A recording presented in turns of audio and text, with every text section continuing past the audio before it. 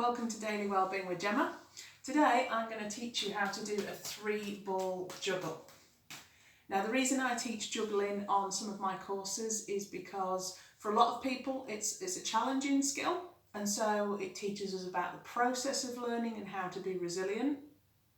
There are also some benefits to the brain, and I'll drop a link to do with some of the research in the comments.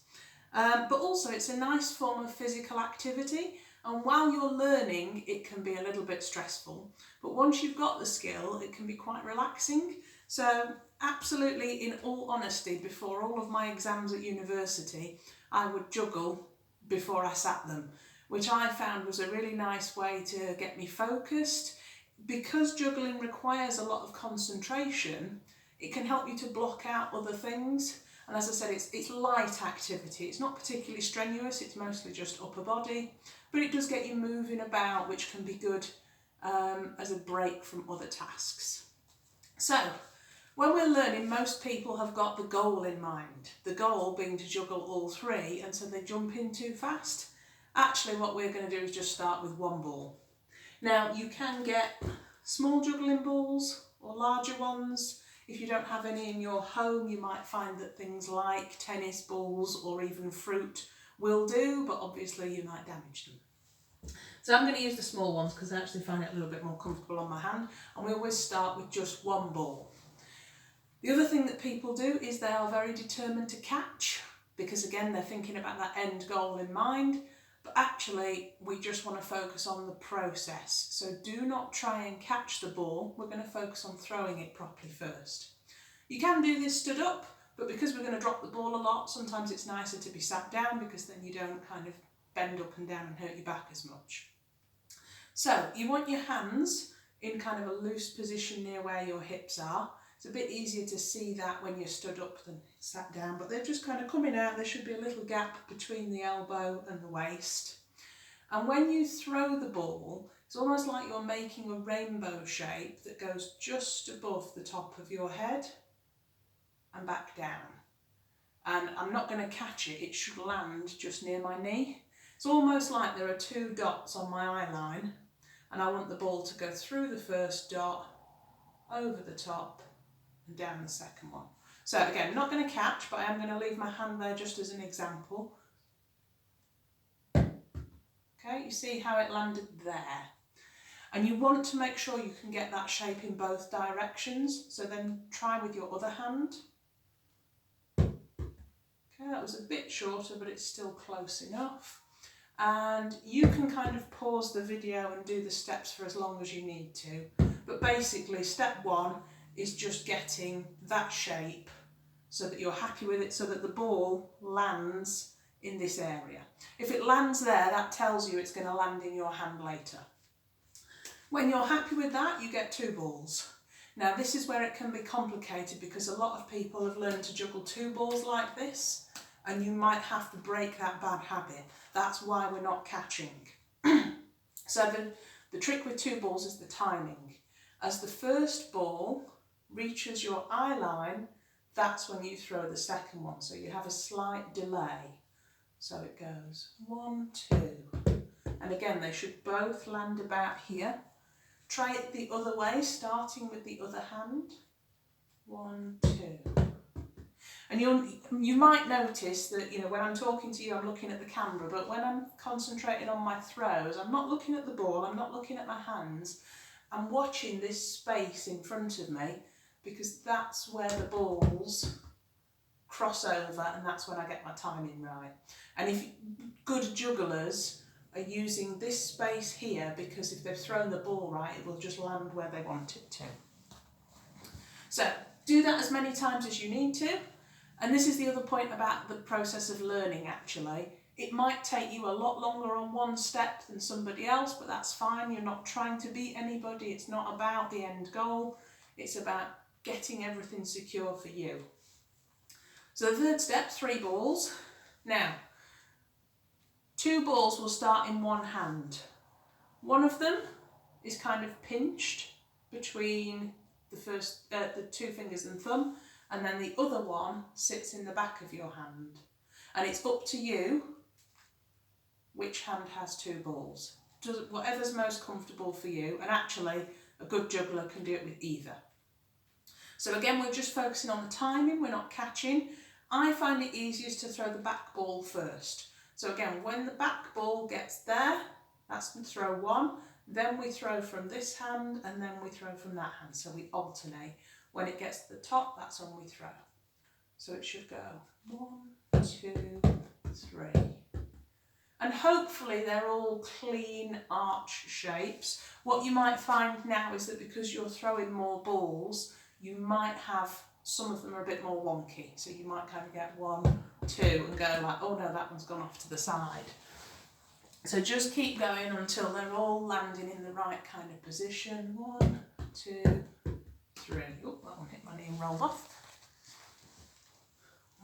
1, 2, 3. That last one was a little bit low. So just keep going until they're all comfortable throws.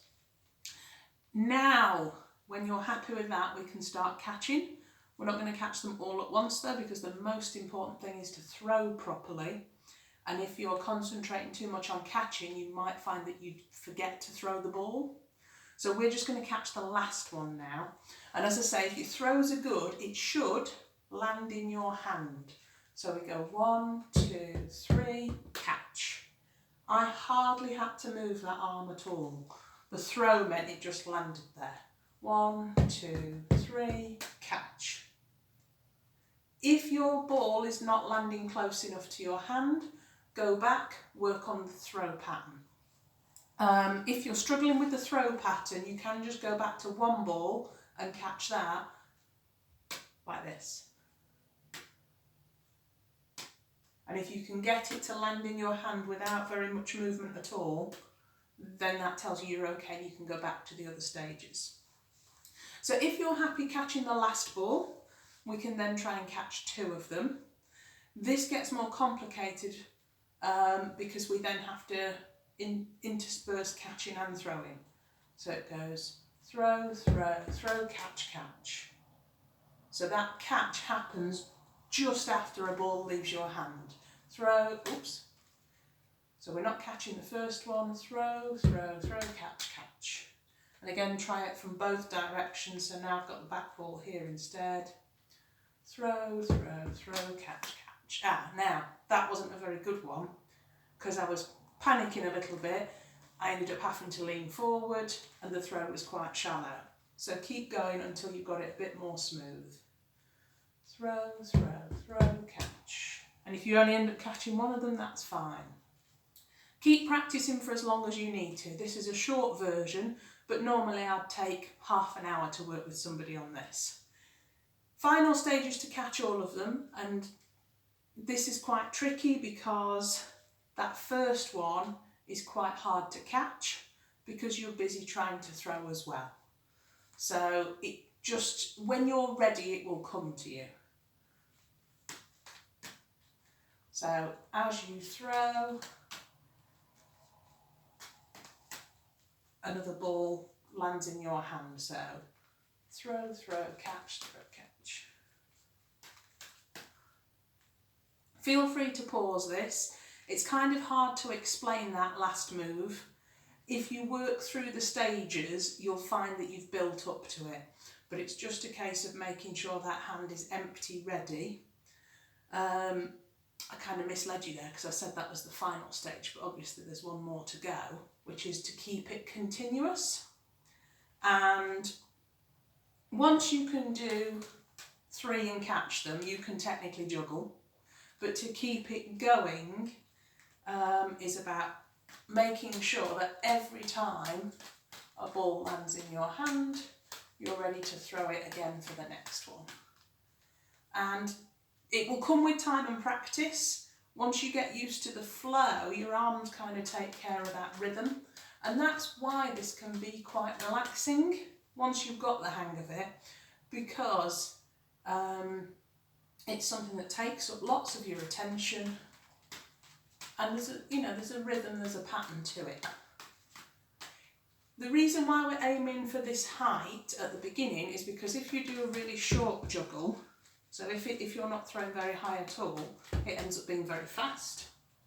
if you go for very high throws, you do get a lot more time, but it means you're looking up and you can't see your hands in the periphery. Whereas if you're throwing here, I'm concentrating here, but I can still see my hands, so it makes it easier. If when you get into juggling you find that you're throwing the balls forward a lot, you can stand in front of a wall and that kind of helps you rein yourself in.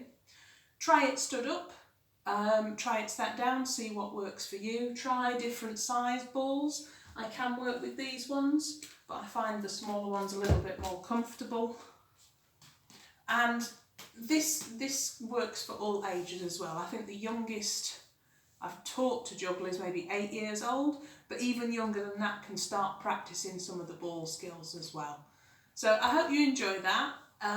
If you do get the hang of it, try it out as a stress relief tool, or just taking a break from, you know, head work. If you're doing report writing, stuff on the computer and you've been sat down a while, try and have a juggle and see how it maybe loosens you up and just gives you that break. So I hope you enjoyed that, and if you've got any questions, drop them in the comments. See you next time.